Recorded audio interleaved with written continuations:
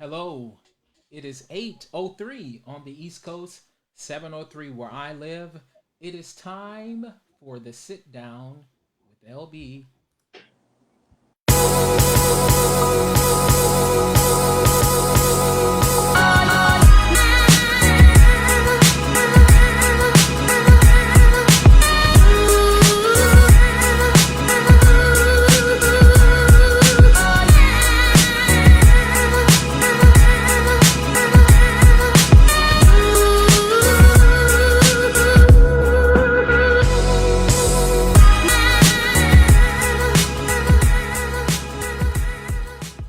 Hello everyone, it's me LB.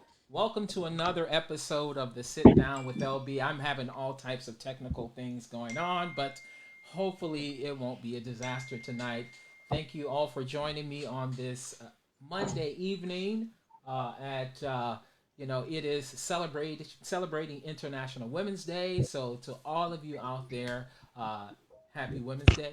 It's a lot of people have been active and talking about it, and so I'm all about equity and inclusion, empowerment, and everything else. So I definitely want to salute all the women out there today.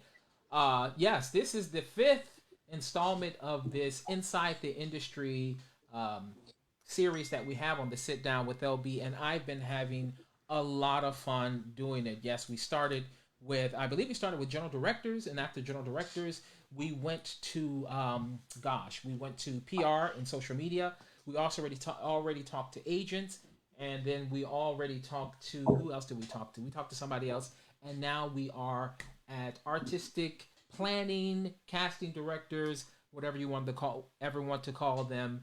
So this is going to be a very informative and fun session because these are two people that I admire a great deal, and I've known for many years, and so I'm not going to talk too much. And Angel Blue, thank you for tuning in, my dear. And I know you're excited about, heart emojis because you're my girl. So it's nice to have you here. For all of you who are already tuning in, thank you so much. I won't talk too much because I don't want to keep them too long. And so just to remind everyone, this is a tennis injury. If anybody wants to know what's wrong with my pinky, I already talked about it. It's a tennis injury. And so I'm okay. And I'm halfway through my rehabilitation period. So hopefully I won't have this for too long. So anyway, let me get to our guest for this evening. Thank you, Jim Lieberthal, for being here. I have two extraordinary people that I actually really like, both of them. And so these are people, again, as I said before, I've known many years, and I'm just happy that they would take time out of their busy schedules to be with me tonight. So let me bring my guest in. I have the fantabulous Diane Zola and Joshua Wintergrade. Welcome to you both. Thanks. Nice to be with you, Larry Great to be here. and Josh. Yeah, And I know Diane, you're in New York City, correct? correct. Yes, and Joshua, you're somewhere in the world. We're not going to ask you where you are. Do you want to say? Okay. He's somewhere in the world, okay? And yeah, we're all dealing with this, the craziness, but they took time out of their busy schedule to join with me tonight, so I'm happy. Let me, if I may, just briefly read the resumes of these two incredible people. I'll start with Joshua Wintergrade. Joshua Wintergrade is the Senior Director of Artistic Programs at LA Opera, a position central to main stage casting and artistic administration. Los Angeles Opera Off Grand and On Now programming, and the Domingo Colbernstein Young Artist Program. Let's see.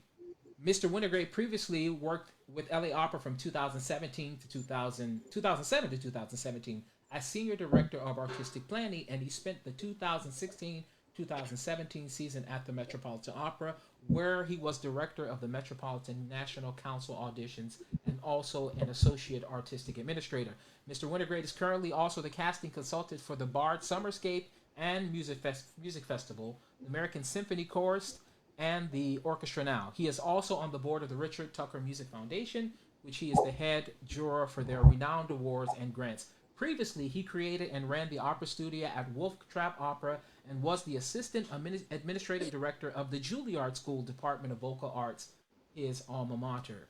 Mr. Winograde has served on many competition juries, including the Richard Tucker Music Foundation Awards, the Metropolitan Opera National Council Grand Awards, the Innsbruck Alten Music Festival Chesty Competition, the La Galina Vishnishkeskaya International, competition in Moscow, the International Singers for Fair in Baku, Azerbaijan, and the Dallas Opera Guild Vocal Competition. Besides, and before working behind the scenes, Mr. Wintergrade earned both his bachelor's and master's degrees from the Juilliard School and sang professionally with HGO, New York City Opera, Opera Theater St. Louis, the Los Angeles Philharmonic, the St. Louis Symphony, the National Symphony Orchestra, and American Symphony Orchestra, among many others. So, welcome, Josh, and excuse me for butchering all those incredible names that I can't barely say. You did great. Let me also tell you about the distinguished, there are no words, Diane Zola. Diane Zola joined the Metropolitan Opera in July of 2018 as Assistant General Manager, Artistic, overseeing the artistic output and responsibilities of the company. In 2020, she increased her responsibilities at the Met, becoming the Executive Director of the Lindemann Young Artist Program. Prior to joining the Metropolitan Opera, she was Director of the Artistic Administration at Houston Grand Opera. She began her tenure at Houston Grand Opera in 2000. August of 2000, as the director of the HGO Studio, an internationally acclaimed training program for young opera singers, pianists, coaches, and conductors. In September 2009, she was appointed principal consultant of the newly founded Young Artist Program at the Bolshoi Theater in Russia in Moscow, a position she held until February of 2015. She continues her relationship with the Young Artist Program at the Bolshoi as a guest coach. She serves on the faculty of the Aspen Music Festival and School, Opera Theater, and has also served as a consultant for the Atkins Young Artist Program at the Mariinsky Theater in St. Petersburg, Russia. Committed to nurturing young singers, pianists, and conductors, Ms. Zola has given master classes and consultations throughout the United States, Europe, and in Cape Town, South Africa. She serves on the juries of various international singing competitions, including the Metropolitan Opera National Council auditions, International Hans Gabriel Belvedere Singing Competition, the Venus Competition, Queen Sonia Competition, Richard Tucker Awards, the Monjusko Competition in Warsaw, Poland, and the International Competition of Singers in St. Petersburg, Russia. She is the recipient of the honorary badge of the International Trustee Fund of the Moscow State Aviation Technical University. I tried, Diane, but I couldn't. That's okay. I wasn't even going to go there. Okay. In the arts and sciences. She is the third woman and second U.S. citizen to receive this award. Wow, that's really impressive. In September 2007, she was awarded HGO's Bravo Award for Professional Excellence and Dedication. Ms. Zola received a certificate from the Russian consulate in Houston, Texas, for distinguished work in discovering and fostering young Russian opera talent and promoting greater Russian America cultural interactions and understanding. So that is the esteemed Diane Zola, who is joining us tonight. And to be quite honest, it's funny because I usually have to wear these now. There was a time that I didn't need these, but I need these now. So forgive me for stumbling over your impressive resumes. Thank you both. Thank you for being here. And again, as I said before to my listeners, thank you, Ruben and Ben Shelton and Amani and Elliot Brown and Beatrice and Janine and Colleen and all of you who are tuning in. Thank you so much. I've known these two people for a long time. And so I think, well, Josh, definitely more than 20 years. And I think, Diane, you and I are somewhere inching close to that. If Yeah. I didn't know, even if we didn't know each other personally, we knew of each other, I think. So, as I said before, I am honored to have you both here. So let me just jump right into it now that we spent a few moments. How in the world did you both get into casting, and have you always wanted to be casting directors, artistic planning, all the things that your titles say you are? Was this something from the beginning, or was there another plan? How did you get into casting? Let me start with you, Diane, if I may. Sure. My dream in my younger days was to be a singer, and that's where my dream was, and that's where I thought I would end up, is on the stage, I thought I'd have a career in Europe, blah, blah, blah. Anyway, things didn't quite turn out that way. And by happenstance, I ended up in artist management, which was fantastic. And it was really exhilarating. Listening to singers, trying to decide, trying to talk with artistic administrators about what roles people could sing. And the more I did that, the more interested I became in that genre. And also, just I was living in New York then, and even before New York, I went to performances all the time. I went to the same operas at the Met over and over again, listening to different casts, listening to the same singers night after night to see what was different, what was the same, how things got. And you just start getting it in your blood that this is just what you have a passion for. And it's kind of, well, what if that person sang this role and this person sang that role, and how would they work together? So here I am. Wow, Josh. Yeah, it's a very similar story. I was singing, and everything was going really well, and I felt a little bit of a separation from it all because I would be sitting there in rehearsals with people like you, and found myself kind of daydreaming about them and where they were going, and what was possible for them, and what was going to happen to the voice when the orchestra came, and I found myself kind of consumed with those thoughts. And so for me, when I had an opportunity to dip my toe in the water of what I call the dark side, behind the scenes, it was through young artist training, because it was specifically, I remember sitting in a rehearsal room with Laquita Mitchell, and I remember being in rehearsal with you, Larry Brownlee, and I remember all these moments sitting there looking across the room and saying, oh, I missed my line because I was so busy thinking about what I was hearing, and so when I had an opportunity to work in young artist training, I realized that was absolutely where I was meant to be. The opportunity to take people from one place to another was really kind of what I was meant to do, and then that led to casting. Yeah, well, I tell people all the time, sorry, my mic's not over there. I tell people all the time that one of the most enjoyable times I've ever had on stage is when I was singing Flute to Your Bottom at Wolf Trap many years ago, and then standing on the side when you were singing Viva La Mama. That is one of the most memorable experiences. You were a darn good singer and hilarious on stage. And Was so, he really was? Were, Yes. do you, were you there, Larry? right, it was all about you. But do you, I mean, both of you, do you ever miss when you're sitting in the theater? Do you ever miss singing, or are you perfectly content now doing what you're doing? Josh? I don't miss singing at all, because singing, to be very honest with you, and I think it's probably worth being very honest, singing brought me ultimately into like a pretty dark mental health space, because of the the pressure of it, and the I think that the kind of self-imposed, that thing, when you're checking in all day long, and I got to the point where I was just so wound up that it kind of, the act of actually singing I lost the joy for it, but in the losing the joy for actually singing, I gained the joy for singers and knowing what they're going through and thinking they're just, I mean, let's face it, they're the reason we came tonight, right?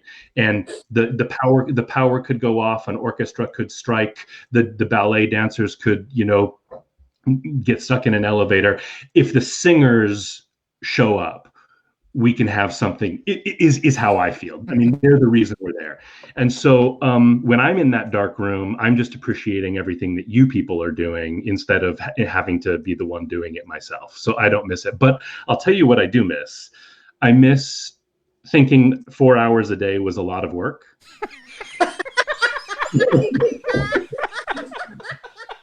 You're like, Um, man, only an hour and a half. We have to go a whole yeah, hour and a half before a break. right, What the right. heck? Yeah, I miss the absolute worst thing that happened to me today is that I was called to a rehearsal and then not used. Oh wow, you know. But that makes you Um, sympathetic towards us singers, right? yeah, it does. It does. Diane? Uh, I would say I missed it probably for a long time because I think I stopped and went into management even before I really felt truly Done. maybe ready to stop done. And um, I didn't realize that there were health issues involved. I didn't know how severe the acid reflux. I didn't even know I had acid reflux. Mm-hmm. How severe it was. I didn't know how bad the asthma was. So there was a part of me that, for a while I would sit in the theater and just think, oh. And now, and then of course, eventually that goes away. As Josh said, um, I just now I don't have to worry about how I feel. If I don't feel well, I can still go to work. Mm-hmm. I don't have to worry if I'm near someone who has a cold. I mean, I don't like being around someone who has a cold, but if they are, I'm not freaking out about it and so therefore a certain amount of tension, and like Josh said, it just goes away. You don't have, people don't realize how stressful it is to be a singer and to always, you're, as they say, you're only as good as your last performance. And Mm-hmm. so you have a great performance, then you got to worry, boy, I've got to stay up there. I'm very happy to be the one supporting the singers now. Yeah, and it's important for both of you. And because you are singers who are not singing, you are singers because you trained um, to be supportive, and you get it. And so Yeah. that definitely helps you knowing when someone is going through a difficult performance where the voice is just not acting right, correct? Yes. I will say this, as sympathetic as I think Josh and I both can be, I won't speak for you this way, Josh. It also means that there are times when I lose my patience a little bit more and feel, well, you shouldn't have misbehaved so much last night. You had a You couple should too have many come, martinas. you should have come prepared for your role and not knowing your role. I really don't have any patience for that. Well, So you know it all, right? All the tricks, and all the well, tricks, we've been there, we've done it. Josh, are you ever like, oh yeah, I use that one, and that's complete hogwash, right? Look, even when I do hear something that is complete hogwash, I always do go back to the fact. I mean, I remember once there was a singer who absolutely at LA Opera refused to wear a costume piece because um, she was talking about it. She was talking about it riding up, against her neck, and everyone was, kind of very incredulous that somebody would be that affected by a costume piece. And it wasn't until another singer in the room, me, was able to say, guys, I'm telling you, when you have something pressing up against the front part of your neck, this is very, very difficult.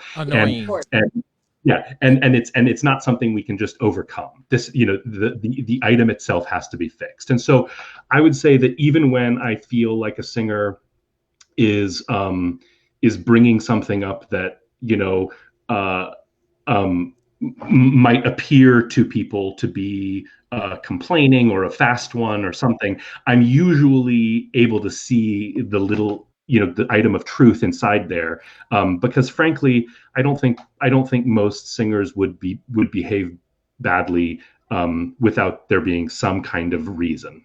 Right. They say that we are a rare breed, and maybe You are, that's true.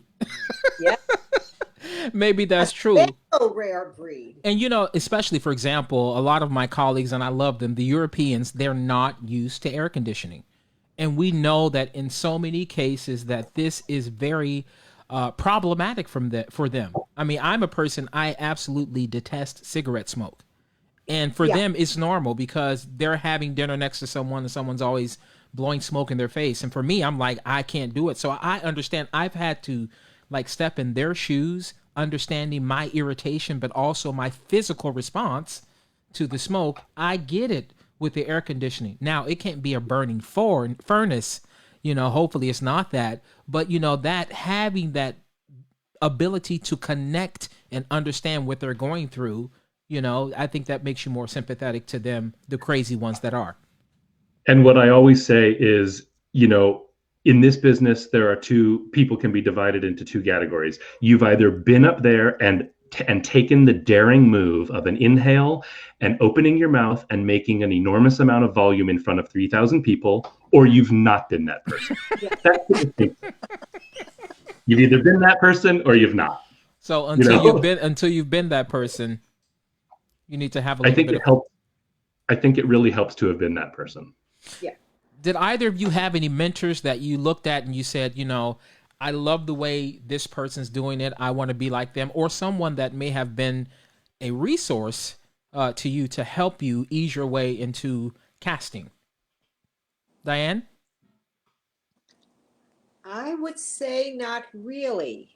My support came from a lot of wonderful friends and who were in the business, and that was really where my help came from. I didn't have a mentor per se in the business at all, and really did this.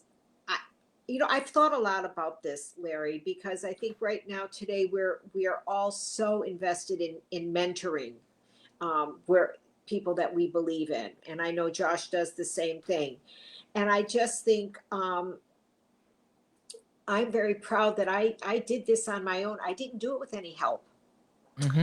And there wasn't that person who said, oh yeah, Diane, I'm going to call so-and-so for you, or I'm going to do this, or I'm going to do that. No, I just did it. I did it. I can't believe I am where I am today, and I'm grateful for that. But if I can help someone that I believe in now, I'm always committed to doing that. Well, I mean, it's fantastic, and celebrating you and all the women on International Women's Day. There are very few female casting directors. It's predominantly, it's like 98% male. And so, not that women are discouraged to go into it, but it is one of these things that you have to have a certain spine or backbone that you say, I really have to go for this and be deliberate in trying to be successful. Yeah. Yes? Yes, I would agree. But I think that the tide is changing across the board. So, and that's a great thing. That is. Josh, do you have any mentors that you said, you know what? Larry Brownlee, his casting is so good. If one day I could be just a shadow of what... Impossible. Yeah, I did. I had a different experience than Diane. I had a lot of people who were incredibly generous to me and helped me along the way. And speaking of, I guess, it's worth mentioning that Diane herself is one of the first. When I was a young artist at Houston Grand Opera for 3 years, and my 3 years at Houston Grand Opera were her first 3 years running that young artist program. Okay. And so part of what allowed me so easily to fall in love with the administrative and management side of this business was because Diane was so generous in my years there as a singer in involving me in facilitating the opportunity to get to know the volunteers and the donors and the board members and to really kind of feel very much connected to the community of that company, which ended up being the thing that propelled me into doing this full time.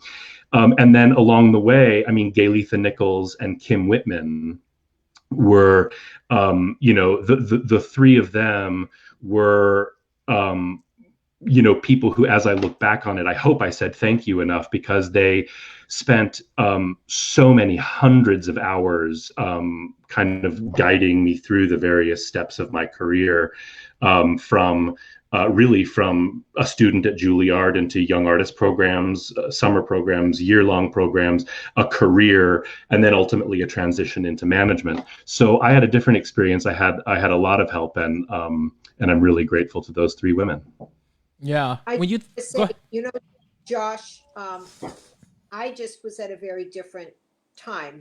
My generation was very different, but you have always been very grateful to all of us. And you have more than exemplified and said that thank you so many times, and you still do. And it is appreciated.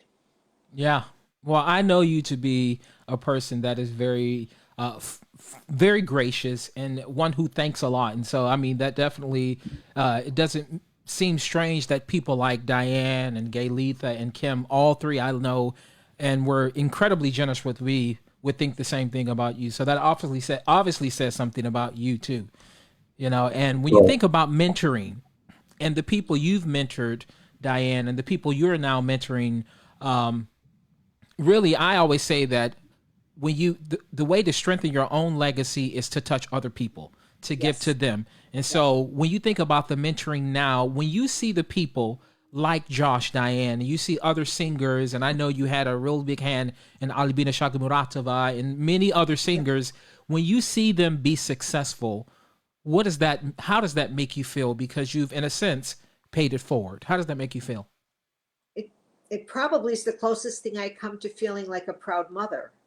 Not having any children, these are kind of my, when you extend yourself, and at times with some of them that you're mentoring, you have a rough patch, and that's hard. But then to see them succeed and to become not only great singers or great artistic administrators or whatever, but to be wonderful human beings, it's just so fulfilling.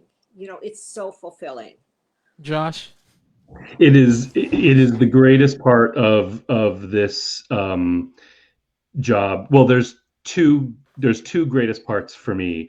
But the first one is absolutely what feeling like I was in some way an instrumental part in somebody achieving some sort of dream or artistic advancement or recognition that they deserved. I mean, it's the absolutely the best thing about this job. The other thing that's so great is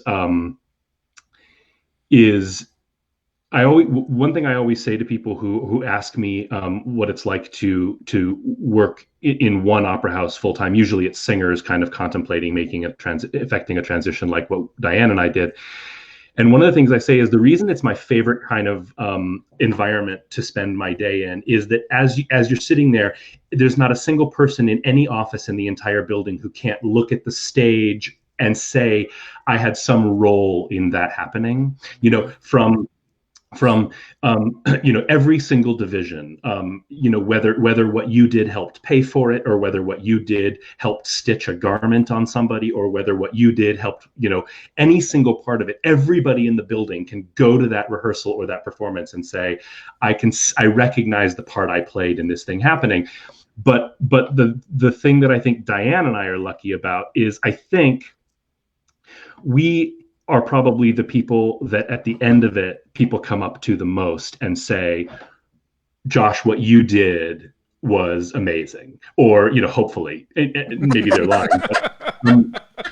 Um, but, but, Yes. and I have to admit, one of the things that I got very accustomed to as an artist is being congratulated for my hard work over and over again on a daily basis by stage management and conductors and directors, well done, whatever. And I have to say, I feel very lucky that my current job still kind of comes with that. That you get the adulation still. And I'm being honest. and people are saying, you're still my favorite Mama Agata in Viva la Mama, right? And Diane, you spoke about that, and you said sometimes you and some of the people that you've been that you've helped along the way, you have rough patches.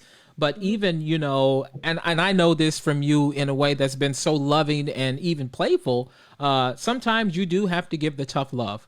Yes. I've seen you talk to people about the way they represent themselves in rehearsals and how they dress. I remember one time, I think I just decided to pass through the opera house and I wore something that was beneath the dignity of a leading tenor, if you want to call it that. And you're like, what are you wearing, Larry? I'm like, I don't know. I just came in the office really quick. But all of that stuff plays into what you want to see people do and to achieve and to for how they're to be viewed, correct?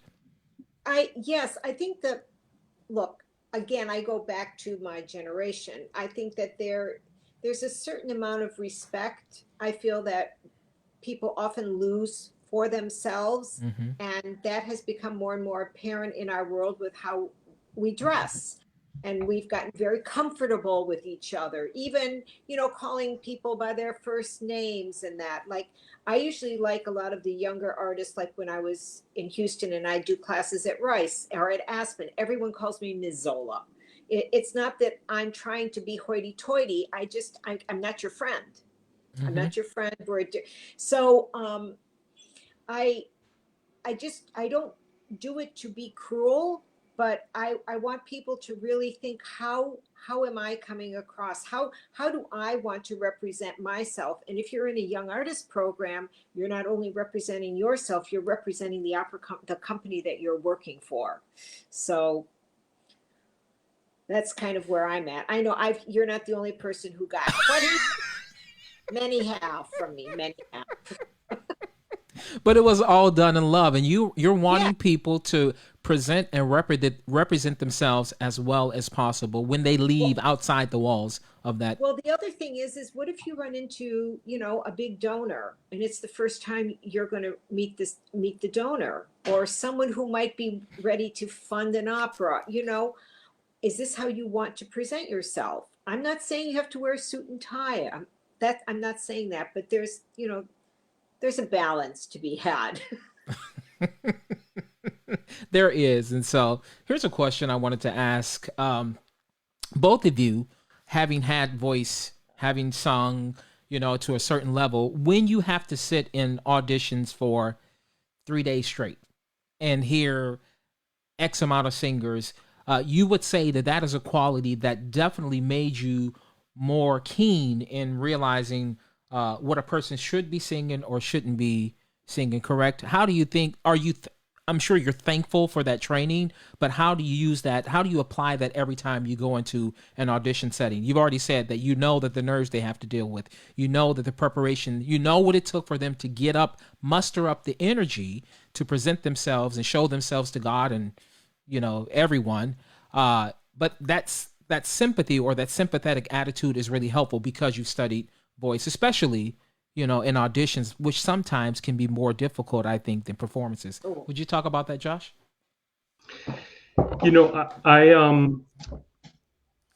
I think that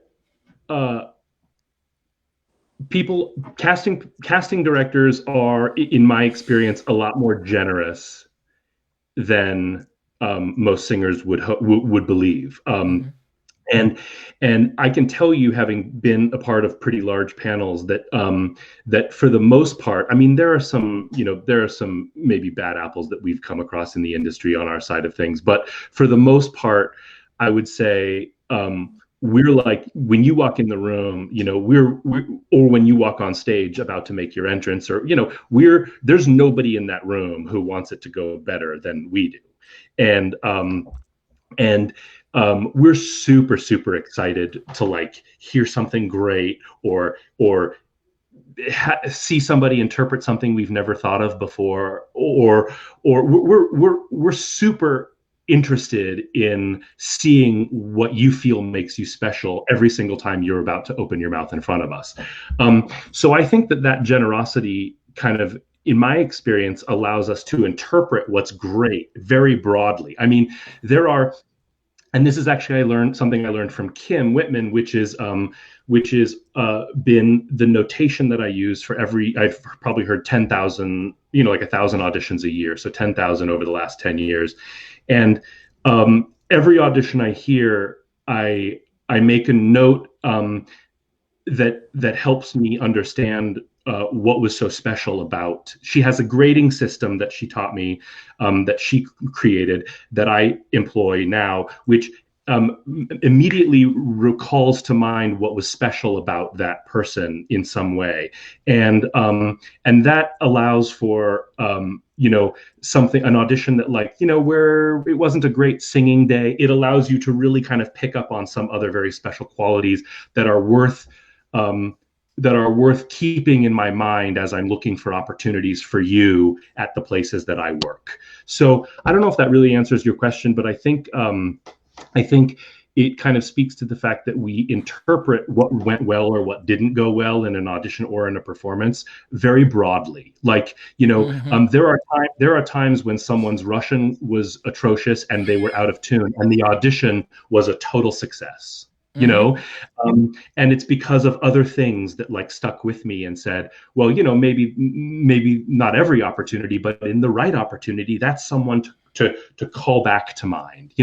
So I don't know if that answers your question, but it's what occurs to me to say. Well, essentially, and I was going to follow up on this, and you can answer this as well, Diane. If you hear a person and you say, this isn't great, but it's because of the rep, because their voice really doesn't do that well in that passaggio area. But if they were singing, I don't know, Linsky, instead of trying to sing Ferrando, or, one of these things, that is the absolute quality you need in whatever role that is. She should be singing Micaela instead of trying to sing Norina. Understanding the difference in vocality really gives you a great insight to what a person can do, even if they don't present the best audition, because perhaps they're misinformed or they are trying to put their voice where perhaps both of you knowing shouldn't go. But that knowledge of the vocality is something that's really important. You can, follow up on that, Diane, if you would, please.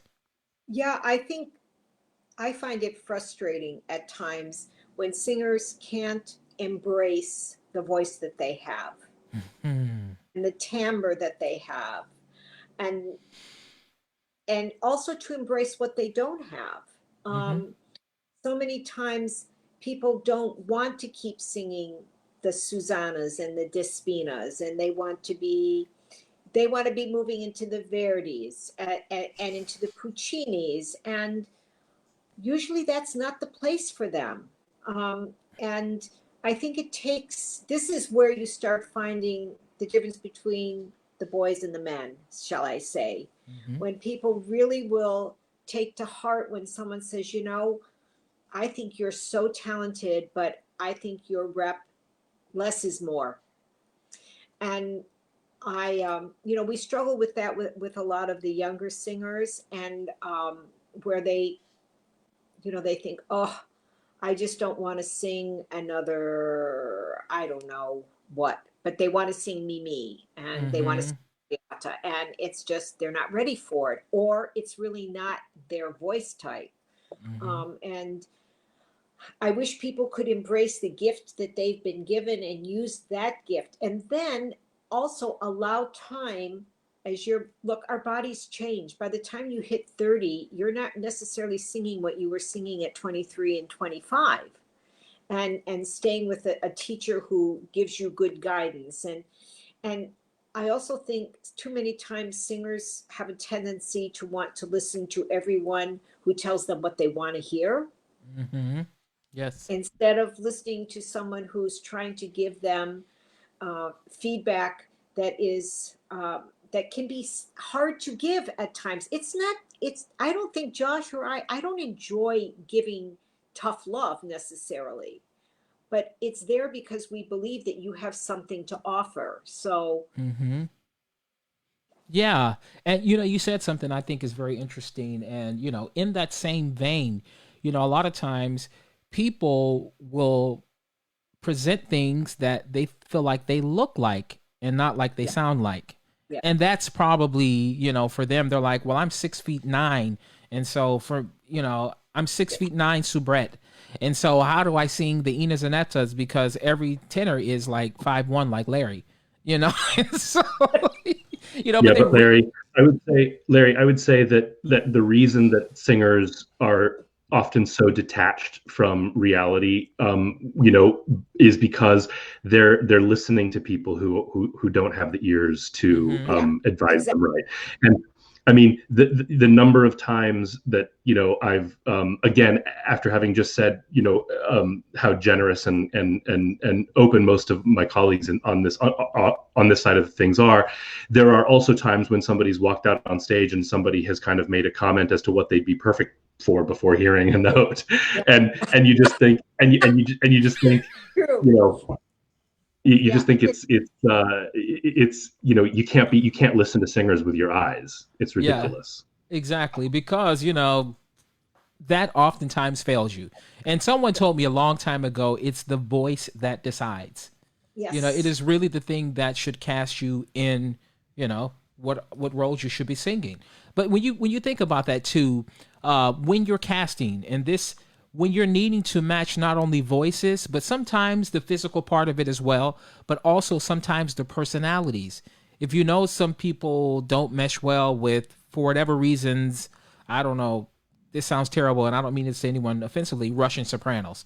It's just like trying to bring those together because it's a formula that you have to create, putting these people, casting an entire opera. In your work that you've done, you're like, okay, this may be the central focus of the cast, because this Violetta had a triumph all over the world. She's incredible. This is the role she was born to sing. So now you're going to say, okay, let me put the voices around this person to be successful. Sometimes you have to take into account not only the voice, but some of the other things as well. Is that the case? Josh? Or Diane, please, Diane. Josh, go ahead. I mean, I think that for me, I have to say I'm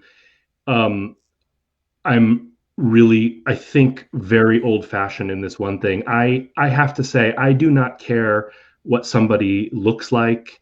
I do not care the size of their costume. I do not care about their height. I don't care about their weight. I don't care about their, the grace of their walk.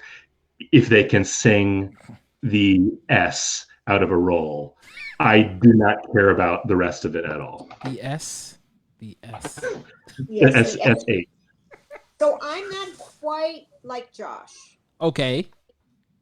First of all, for me, of course, the voice comes first. But also there are times that I might prefer a voice that is not quite as beautiful as some other voice, but that is because that person is able to communicate something to me. Mm-hmm. So of course, yes, it's the voice, it's the technical ability. But if someone can move me, that really speaks to me. I will say that I think we have to be realistic. We're not the only people that decide how the casting is done. It's at least not at the Met. It wasn't that way in Houston either, is that there's a team of people, and more, as has become the norm in everything. The last 50 years, directors have so much to say. And a lot of times there are real struggles with directors because they are definitely looking more visually than they are listening vocally. And to fight for a singer that is so fantastic, the voice is there, that they can do this dramatically, but maybe they don't look like whatever. Mm-hmm. I say, fine, let's put that. I want to hear the better singer. I want to hear the one who's going to get people moved. And I can sit back that night and just say, oh man, I'm just awash with this gorgeous performance. Mm-hmm. So, there's a lot that goes into casting and trying to find out who's going to work well together. And then you talk to a director or conductor and you tell them, here's who we want to cast. Well, I don't like that person. Mm-hmm. And again, do you fight or do you not? There's a lot of, and when I say fight, I don't mean fight, but there's a lot of negotiate and negotiating that goes on. Yeah, it has to be done. Yeah. And when you think about putting cast together and trying to figure some of these other things out, like Josh, you said you don't care about the way a person looks. The most important thing for you is the voice. But Diane, you said, if somebody moves you and inspires you, yes, Yes. And they are somewhat breaking from tradition of what people say is this is who a Tatiana is, or this is who a Contessa is. Is it hard to kind of break tradition? I think so. I think we should. Josh, you were going to say something. I'm sorry. Well, Diane. I was just going to say, I think I don't want to misstate that it's that I don't care about anything. It's all about the voice. I would agree with Diane. I don't care about anything. It's all about the singing.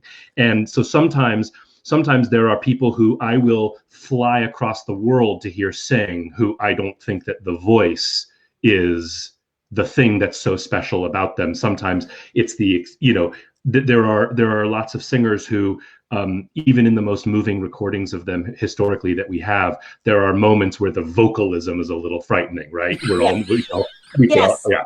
And so I guess what I meant was I don't care about all that other stuff as long as like the singing is just on. Right. Well, and how many times has the singing not been that way? And that's when I'm the most disappointed. Yeah. Right? Yeah. And even when you think about this, some people, they have everything to be the Traviata of the perfect Traviata, but their voice is perhaps one size too small. Yeah. And then, is it one of these things that sometimes you're like, okay, I want the entire package because people are weeping in this scene, and I've seen this person move me, and this is something. Could the voice, maybe she'll grow into that, but this is a person who needs to be singing that role. There's some type of considerations in any case, or he should be singing Rodolfo, or this really, he's going in 10 years, even though he's singing it already, in 10 years he's going to be a Dutchman of our dreams. Does any of that factoring ever go into your casting when you're putting people together or cast together? You mean do we think about the future? Well, sometimes. Well, yeah, the future, but in the sense that you're like, this role is happening now. I have a Carmen to cast, and I think probably in 4 years, if the voice goes where I've seen the maturation already, in 4 years, this is really going to be the Carmen. But she has everything. Is it one of these things that you say, I'm going to wait for 4 years, or she can do it, but she needs to be careful? Does any of that type of negotiating in your mind sometimes, just trying to get into the mind of casting directors, do you think of putting people on stage, because again, every part of that, except maybe the fact that the voice is just one hair size, not what it's going to be in 4 years from now. Diane? Yes, I would say yes. I would say we do think about it and think, okay, maybe right now, but I hear in 4 years, and especially at the Met where we're casting so far ahead of time, you can definitely say in 4 years, or you might say, you know what, in 4 years, that person may not be able to be saying that anymore. Right. So, but yeah, I think there's just, there is no set recipe when we do this, except really finding the most talented people that we can, and who we really believe. I know that when Josh casts and they do it, he so believes in the cast that they put forward, and you have to, you have to believe in them, Mostly. Okay, Josh, I was being generous. Mostly. I'm of the mostly also, Josh? Well, I have to say, I feel lucky that we don't plan on the same horizon that the Met does, because I wouldn't want predicting 4 or 5 years to be part of my job. It is not part of my job currently, and so I wouldn't want it to be. I love predicting 1 and 2 years. I love. I think that that's about as comfortable as I am. I feel like even when you think of these massive, amazing, successful, like Christine Gerke voice changes that have resulted in such dramatically different roles now than what they were back then. The truth is, along the way, we heard her test the waters, and when she tested them, they were amazing, and so she kept going. It very rarely I think, does somebody just say like, "Hey guys, I took a month-long vacation, and wait till you hear what I can do now," you know? And and so and so what I like about the 1 and the 2 year plan for people is that can be part of baby steps. But a 4 year gamble, I think, is like, to me, I feel pretty confident in my ability to hear somebody sing and predict where the voice is going in 4 years. But what I can't be part of is whether they will emotionally derail or, I mean, Yeah. I think that those, or, whether, I mean, look at Greg Kundi, right? Having this unbelievable career in this repertoire that is not what he was singing. I would love to be part of the steps in that direction. But if you had said to me, 15 years ago, like, you want to give him Trovatore, Aida, and Tosca, I would just be like, let's just wait a second. What have you been drinking? Well, and I just think so I actually am grateful that my job has never included needing to predict on a 4 or 5 year time frame. Yeah. And part of that is, I know when you're in these auditions, part of them, it used to be this way, and you can tell me if this has changed. You also have this thing in front of your face, which is a resume, which show what they have been doing and what they will be doing oftentimes. And sometimes you're listening and you're like, oh my gosh, they have Tristan and and Botan and also this, and you're like, oh my gosh, this is so much different. And so you go off your ears and not what you see, right? That's important, right? It is important, but Absolutely. But sometimes there are some of those resumes that are so wacky. You're just like, oh my God. Oh, I can do it all. Oh, really? You think so? In your bathroom, maybe. Yes, but that's part. Yeah. I mean, in their minds, and the hard thing is, you can't tell people what they should be singing, or that. Well, some people just don't want to accept it sometimes. So, they said, let the voice do the thing that tells you. But then, you have a difference in sometimes European houses, which are oftentimes a bit smaller. So it's an opportunity to maybe fach up or fach down in some of these European places. Zurich is like 1,200 seats, with an acoustic that's pretty good, which is much different than both LA and the Met. These houses are much larger, and the acoustic makeup are different. So, I mean, that factors into it as well, does it not? Absolutely. And it's okay to see somebody who has a little bit of that fluctuation, but you shouldn't see somebody singing Barbarina and Tosca, right? I would think not. Maybe at a party. One of the famous parties. Okay. Here's a quick question. How hard is it to make an assessment when you're casting, when you don't know the rep? Sometimes when you sit in an audition and somebody's introducing a piece to you for the first time, is it hard? Or is it like, okay, I don't even know what I was listening to, and it was hard. I mean, because when you hear Dove Sono, it goes by itself. When you hear Mi Chiamo no Mimi, it goes by itself. But when you hear like the fish truck just passed by on Tuesday afternoon, you're like, what did he just say? And so that makes your job more difficult, or that's a question. Does it make it more difficult when you don't know the rep? And I know you both know an incredible amount of repertoire. For me, it makes it difficult when I have no frame of reference. For example, if somebody were to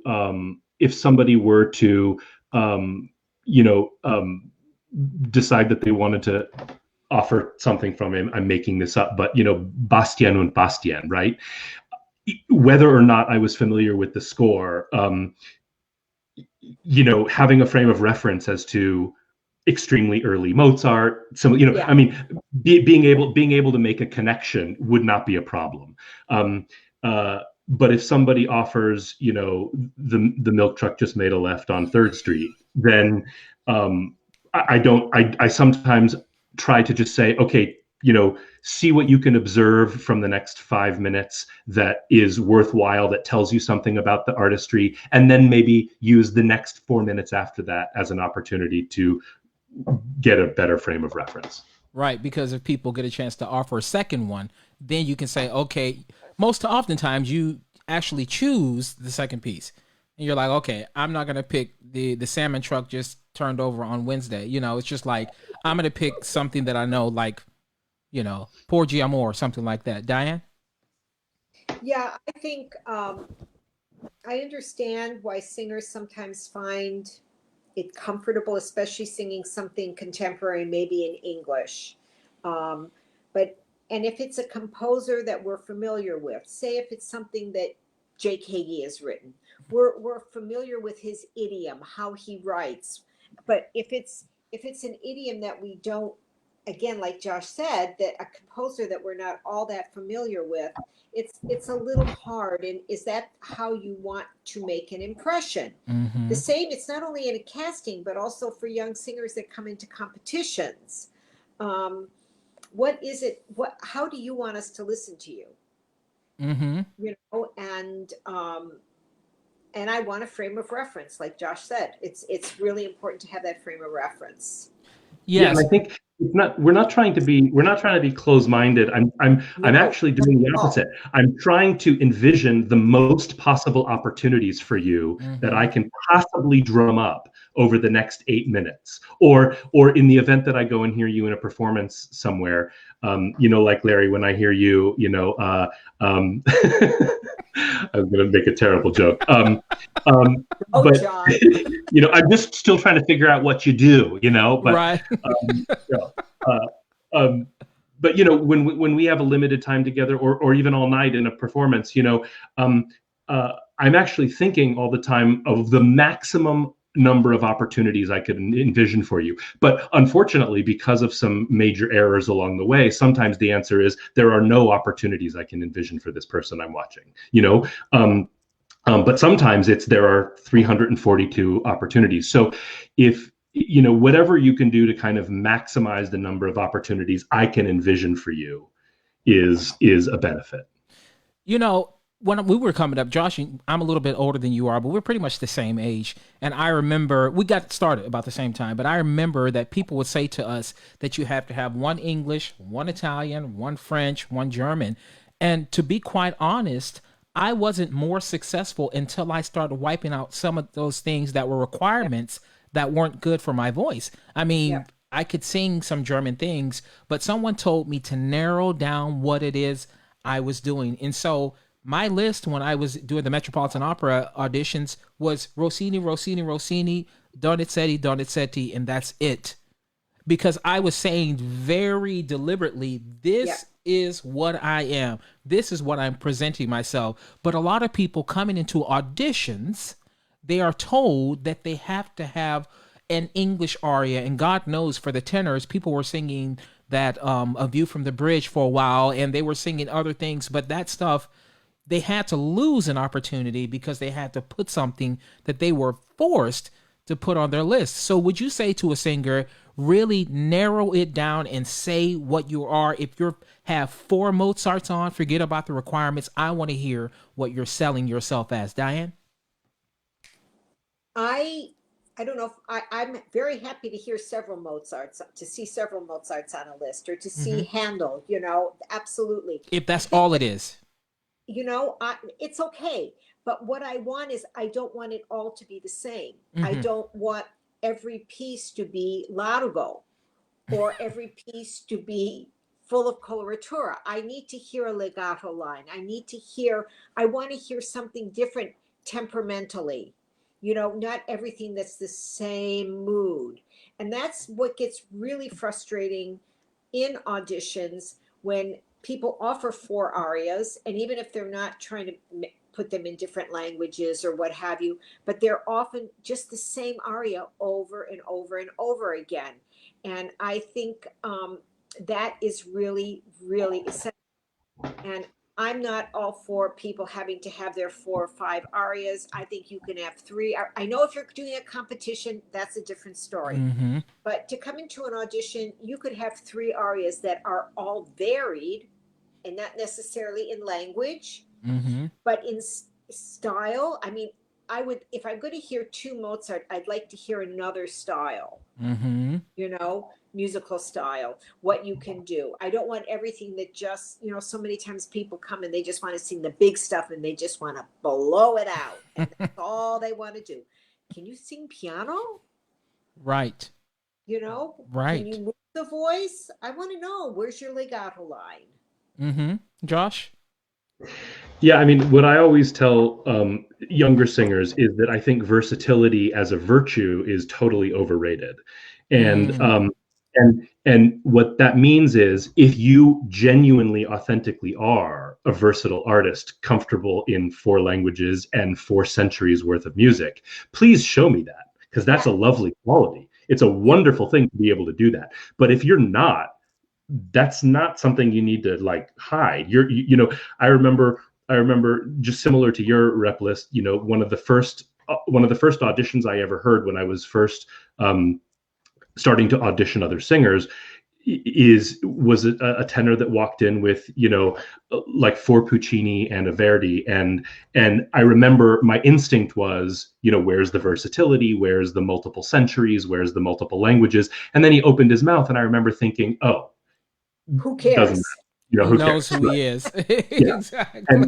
And so I would say, versatility just for the sake of it is overrated. If it happens to be something that you authentically are, then please show it to us. But if you're not, there's no harm in just hiding it. Right, exactly. And a lot of this happens in competitions. How important do you think competitions are for singers? Josh? I think if you have an opportunity to go and make some money, then you definitely should. I want money in the pockets of young singers so bad.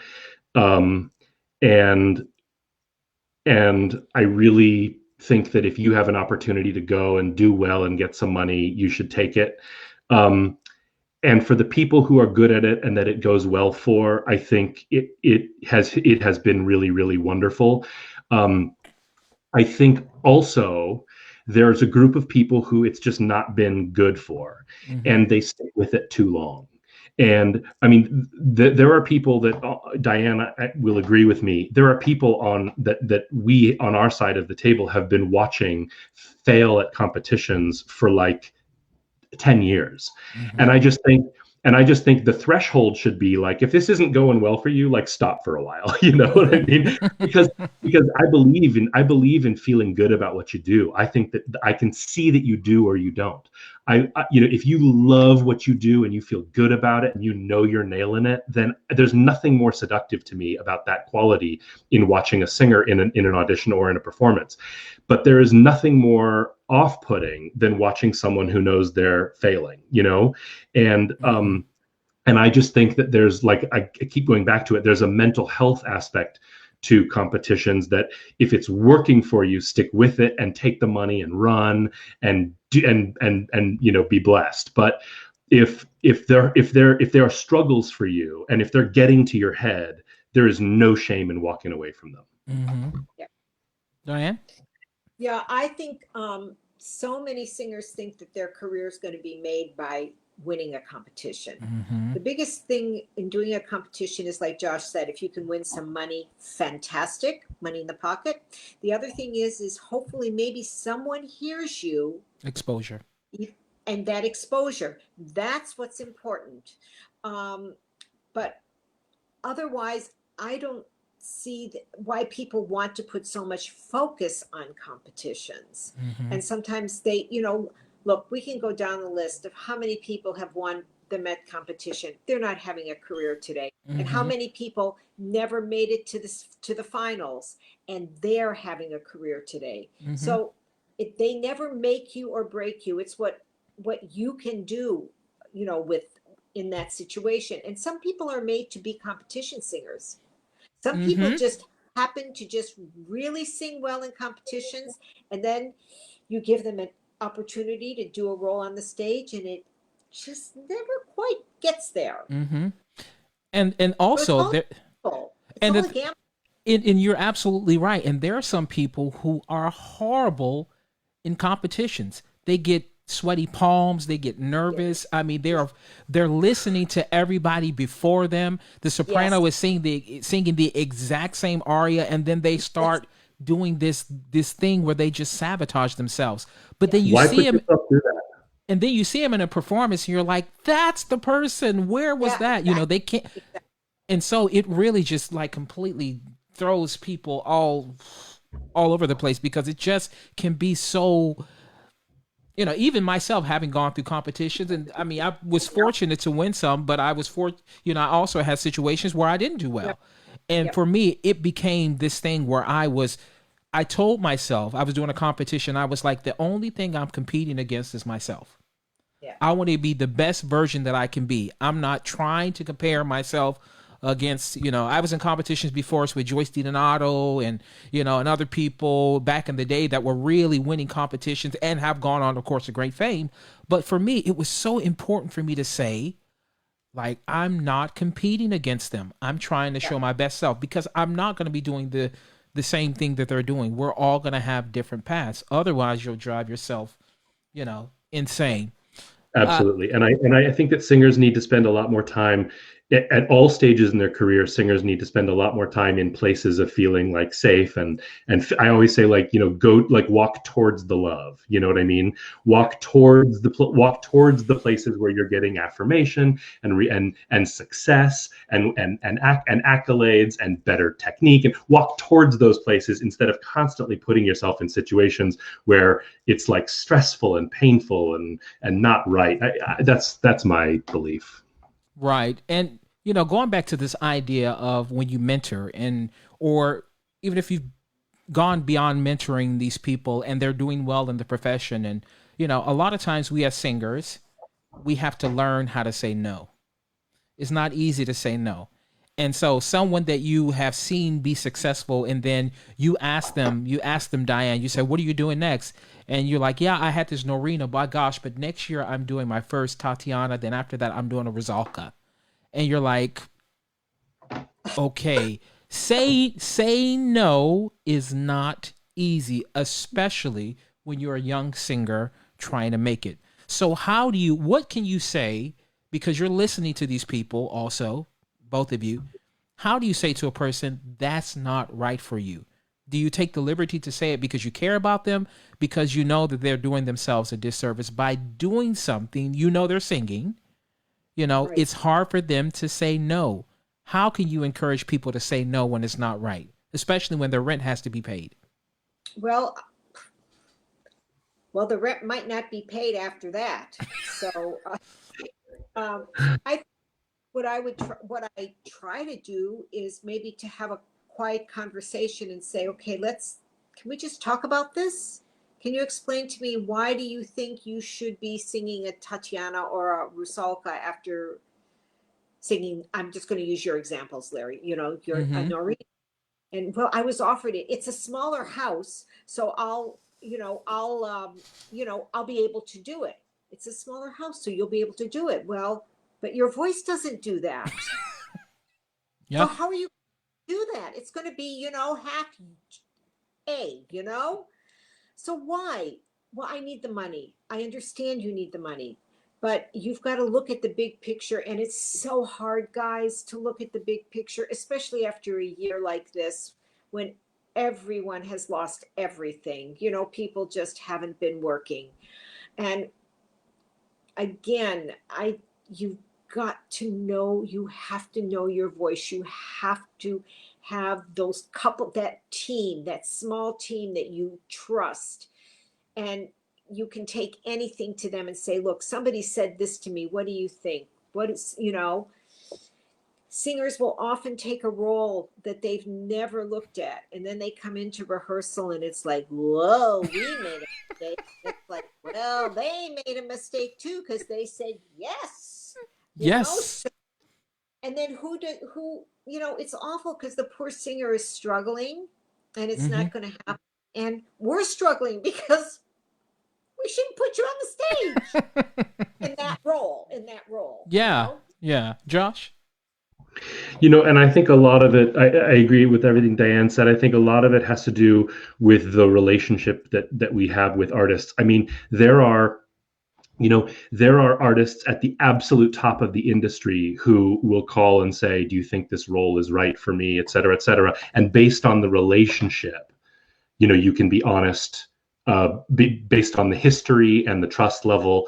And then there are other people who want that same kind of information from you, who you've literally known for 6 minutes and so I'm constantly kind of adjusting the level of information that I'll get into with artists based on what I think. The truth of the matter is even that person who I've only known for 6 minutes, they'll say they want to hear every impression that they made on me, and the truth is they don't. They really, no, they don't. They are not interested in big things like whether I think this is going to happen for them, or whether I think, so I limit that kind of conversation to what I observed in the 6 minutes that you and I have been best friends is, limited to this, whereas there are, so I think that when we're making those kinds of, I guess, feedback, for lack of a better word, when we're doing that, I think we're probably all adjusting the depth of our information based on what we feel we have a right to get into with you. You said something earlier, Diane, that I thought was interesting. You said, when you see someone on stage, if they're struggling or something, and they've accepted the role, they're not doing well, and you're like, oh my gosh. I remember sitting in an opera house before, and the general director leaned over to me in the middle of a performance and was like, man, I did not get that right. And this person leaned over and said, I did not get that right. Is there a time? Yeah, no, it wasn't you. But is there a time that you sit there and you say, whoa, I did not get that right? Or you're like, I nailed it. That is absolutely. Does that happen either way, where you're just like, of course, it's gratifying to see someone that you believe in and has that success. But there are some times you get, they wowed you in the audition. And like you said, Josh, you're like, oh, they can do all these things. You cast them in the role. You're like, whoa, that was not even close. Does that ever happen to either one of you? Transparency? Absolutely. You're like, oh my God. Look, just want the chair to you want the floor to open up and take you away. Yeah. Laquita is saying hi to both of you, by the way. Hi, Laquita. How you? Hi, Laquita. Latanya, they're all in here. I mean, they love you all. So, but yeah, you want the chairs to kind of be like, please take me to a different place right now. Oh yeah. I've had a lot of those moments. Right now. Ouch. Then you have to go backstage and you have to say something. What do I say? Oh, Lord. But I'm sure these are the things you've learned to be diplomatic in these moments where, I mean, the things, a lot of times the singers know if it doesn't go well for them. And a lot of times you all know the backstory sometimes when you're in a theater, they haven't been feeling well. And, they're like, oh my, all these things that happen. You're like, okay, that's why it's not happened. And you also have to take that leap of faith and say, you know what, Thursday wasn't great.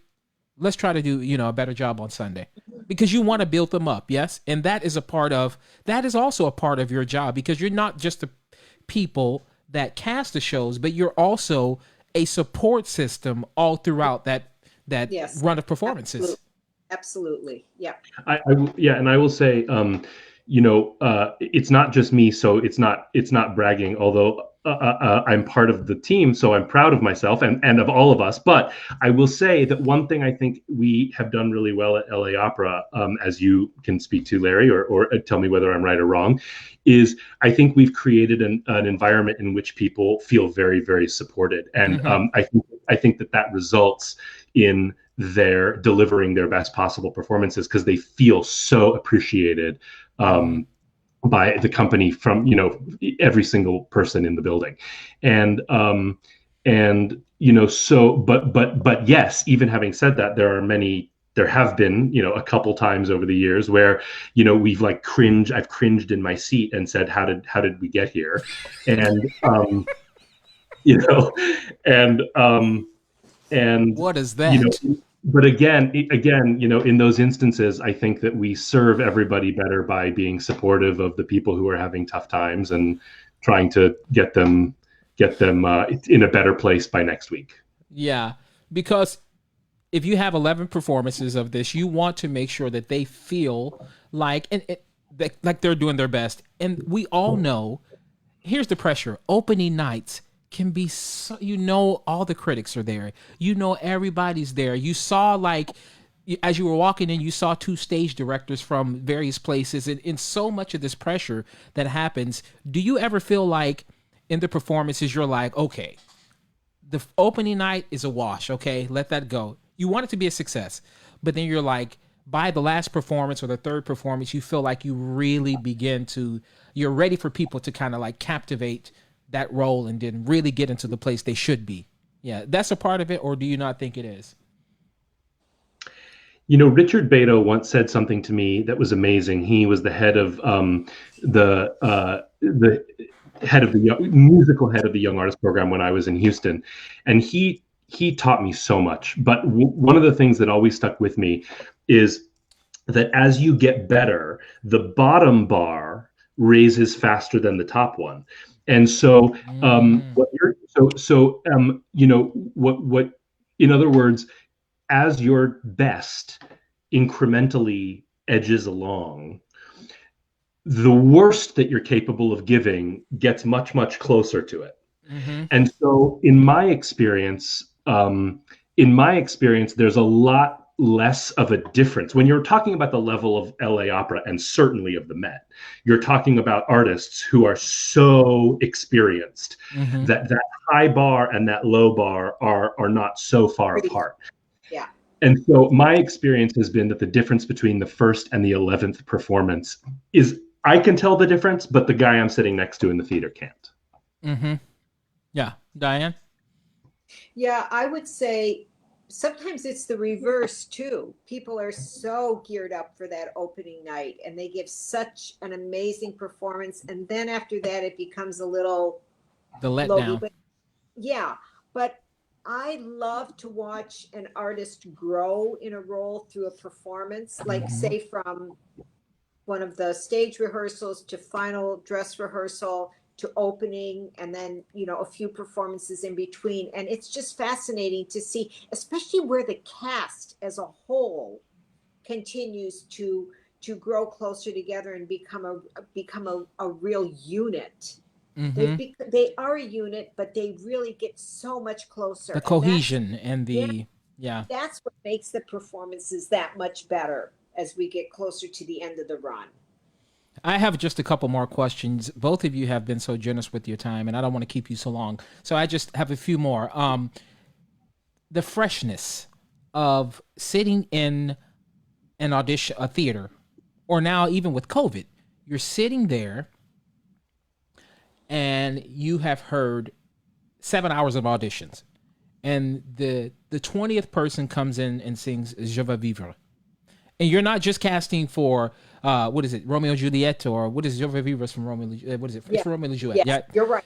But another person is singing "Je vais vivre." You're like, oh my gosh! If another person sings "Je vais vivre," I've heard enough "Je vais vivres" to last me for my lifetime. I'm good on that.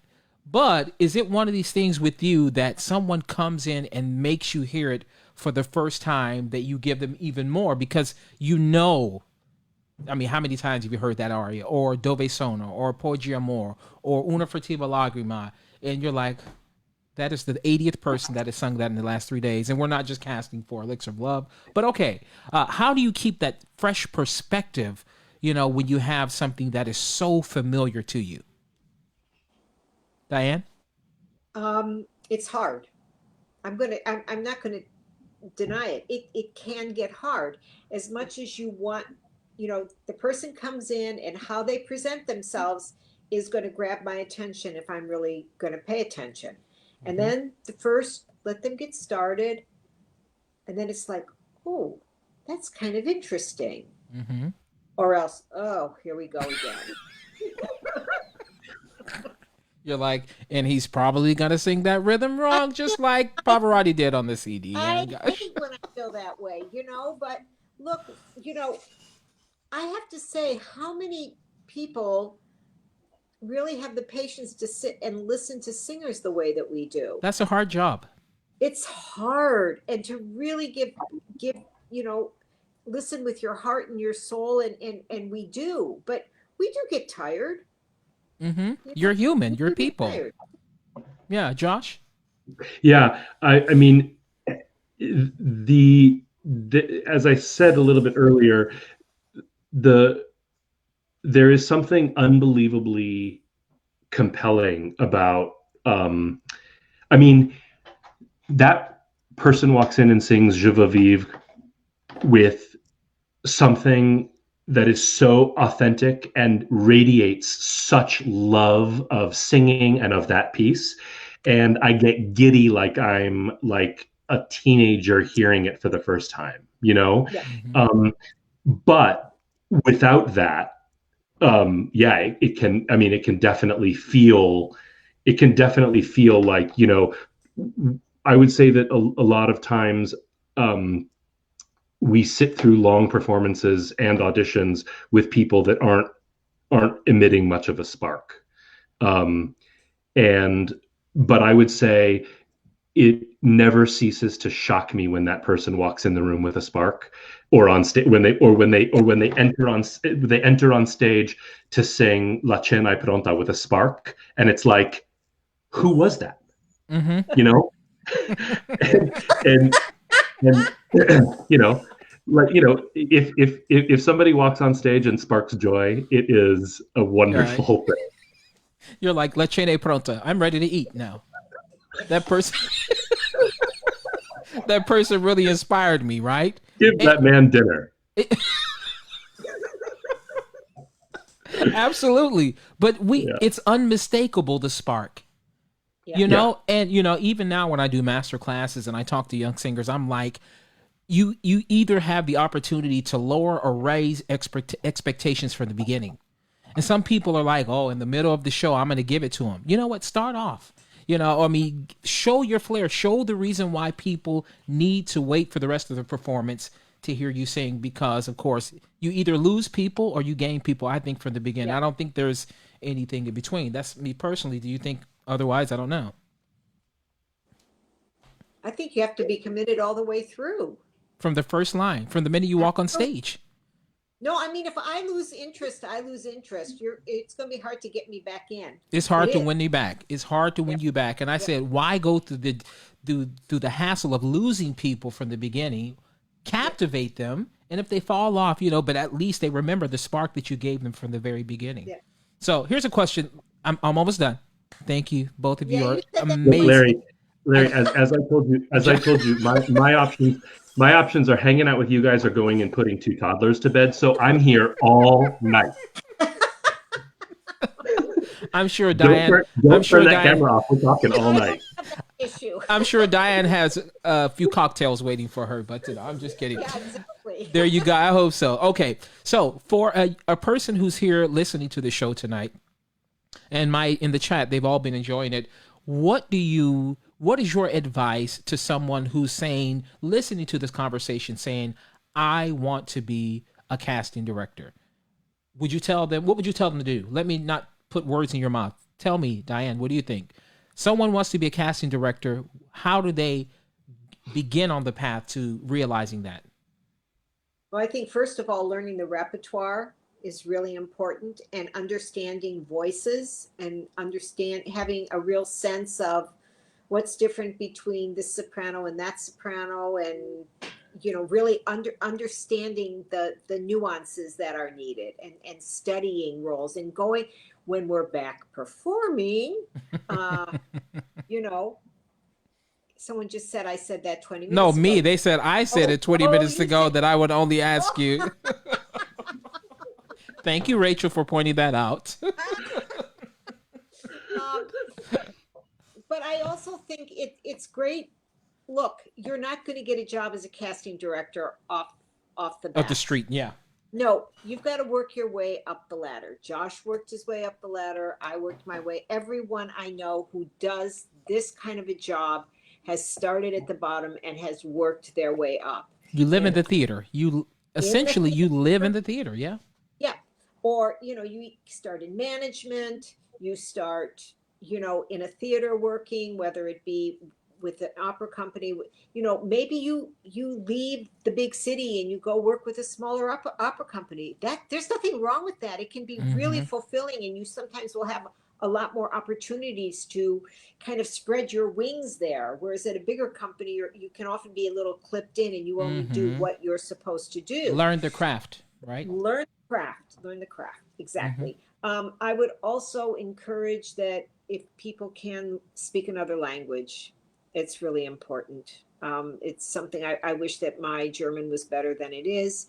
My Italian really isn't so great, but I think that, again, this next generation learning languages, as I say to singers, is also so important. So, and I think it's the same in our work. Josh? I would add to all of that to say that I think that there are a lot of clues along the way as to whether this is the right kind of way to spend your days. For example, as I'm thinking back on, I remember, when I was a young artist at Houston, I was cast as Reinmar in Tannhäuser, and in Act Two. It opens with there's the song competition, and you're like literally on stage, watching one person get up and sing a competition song after the other. And I think it's probably like a 2-hour scene.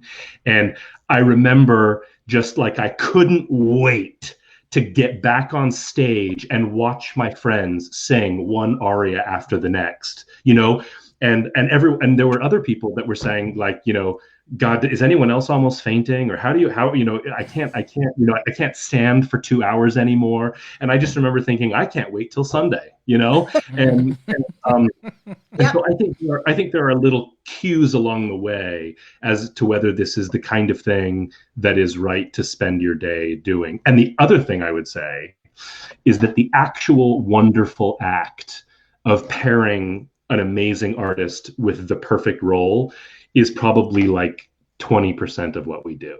So, if you thought that, you were going to, spend all day, every day, just talking about who the better Contessa was, it's just not like that, Myra, did you see when Myra wrote? She said, "I was one of the noble pages in that scene." It was her HDO. She was. I remember her singing "Wolfram von Eschenbach, beginne." Myra has a voice, she gets shy, and I'm trying to, we do recitals together. So I've been like, Myra, we need to do a proper duet where I play and you sing, but she doesn't want to do that still. She doesn't want to do it? We'll work on that, Josh. Probably because my playing is so horrendous full that she... So here's the last question. Yes, and Myra said yes, and I got paid. There you go. There you go, Myra. Okay, last question. Coming out of COVID, where do you hope, the industry will be? You're also in artistic planning. You're also doing all these, not just casting, but the industry. COVID has taught us all a lesson, or just, we've all matured and developed and evolved in ways. What is your greatest hope coming out of COVID? That's my last question for you, Josh.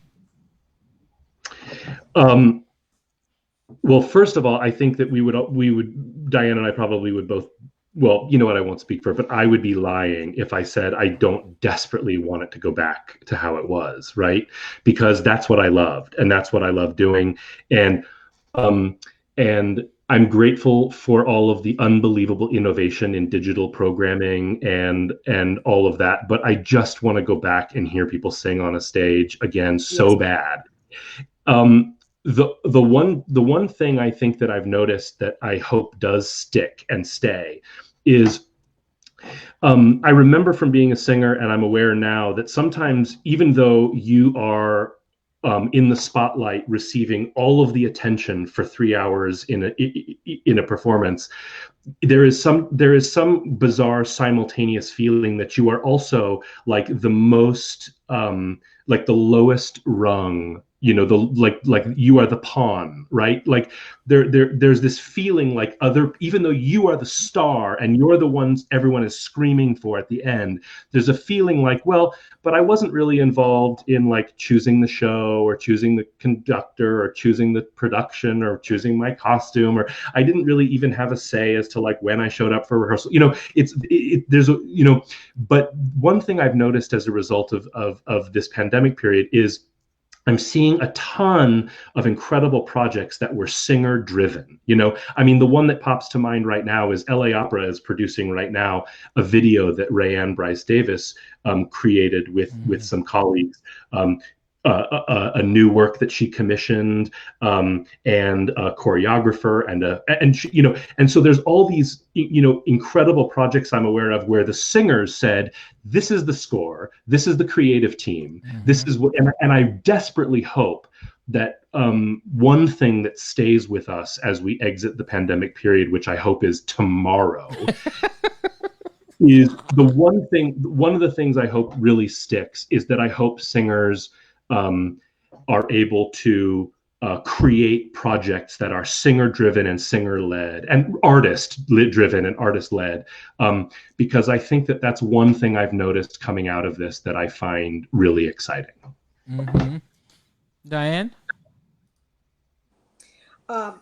Yeah, I mean, I have to tell you, I said to Larry that I don't pay much attention to a lot of what's on social media. I don't. Now and then I've done, of course, I don't know how many auditions virtually, which has been, not easy to do.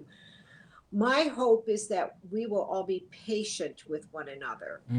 I think that it's going to take time to get back even close to where we were a year ago.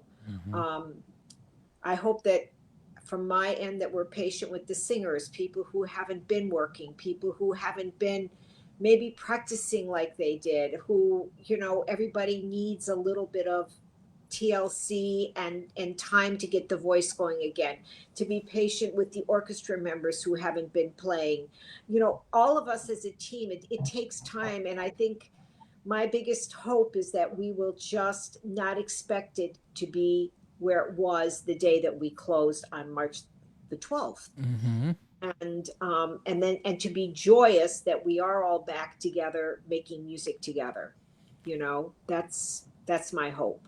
I've been saying that I hope people will flock to the theaters. I think people will embrace this newfound liberty and freedom to commune together, to be in shared spaces with others, to be in these institutions, artistic institutions that were created for the performance of live music in the moment. And of course, CDs are fine, but there's nothing that can replace, even myself as a spectator, and being on stage with my colleagues, there is nothing that can replace this being created in the moment, in the space where everything is working in harmony and synergy and everything else. So that's my true hope and belief, that people will love and really cling to this beautiful art form once we finally get through this pandemic. So but we will get through it. We will get through it, and we all will be back together again. And we just need to hang in there a little bit longer. Absolutely. Stay healthy, everyone. Yes, we're trying to. You both have been incredible. Thank you, Diane. Thank you, Joshua. This is like hanging out with two old friends, where everybody can see. And so people have been enjoying it. And I was nice. No. Yes, you were. No, but it's the thing. It's like this is something, I always say that we are artists who create art. And you were just saying about people like Rayanne and some of these other people that have been doing these singer-driven things because it is an outlet for us. It is the thing. It's just like, can you imagine having this in our mind wanting to do. And so you have to say, okay, what is my platform? Some of us have taken to virtual things. Some of us have been doing other things. Laquita says it's a reunion. Yes, it's a reunion amongst friends. That's right. But this is the type of thing that we get to do in person. You know, Right. it's not a crazy thing. Not that we always hang out, but it's not a crazy thing that the three of us and some other people would go get a drink or get something to eat Right. after a show. This is Yeah. something that we would do. And so thank God we have things like, you know, Skype and other things, or these, you know, these platforms to meet together. But I miss all of you, both of you. I can't wait to see both of you again. Not virtually, in Yeah. performances where, Performance. yes, in a performance. So thank you. You have been very generous with your time. So thank you from It the was bottom of my great. Thank heart. you for having us. Virtual Thank hugs. you. Love you Virtual both. I'll see love. you. Kisses to the boys and Brady. Kisses to you, Thank you. Diane. Thank Everyone. you. We will see. Myra says, love to you all. Great conversation. Many people have been saying very positive things. So this has been Good. appreciated also from my audience. So thank you, thank you, thank you, Thank thank you, you. thank you, thank you, thank you. Have a Everyone, wonderful evening. take Yes? care. Bye bye. Yes. Bye. And everyone, thank you for being here. Jacqueline and Myra and Aretha and Lemmy and Jim Lieberthal, Laquita, Janine, Rachel. Oh my gosh, who else? Brendan, Sasha. Gosh, so many people. Isaka, of course. Hey, buddies, nice to see you. Some Nate Snyder, Latanya, all of you. Thank you for being here. Just hanging out with me today in this sit down with LB. One more session in this inside the industry. We will have young artist programs and preparatory programs. So that'll be my next one, and I will announce it very soon. It'll be this week, so make sure you tune in for it. But I appreciate all of you spending times with me. Jarrell, I know I got you, bro. I got you. Elliot, everyone else. I can't say everyone's name, but I can't play with you, Jarrell. You my guy. So thank you, Lemmy. Appreciate it. Make sure you tune in for the next episode of the Sit Down with LB. We'll be seeing you very soon. Thanks.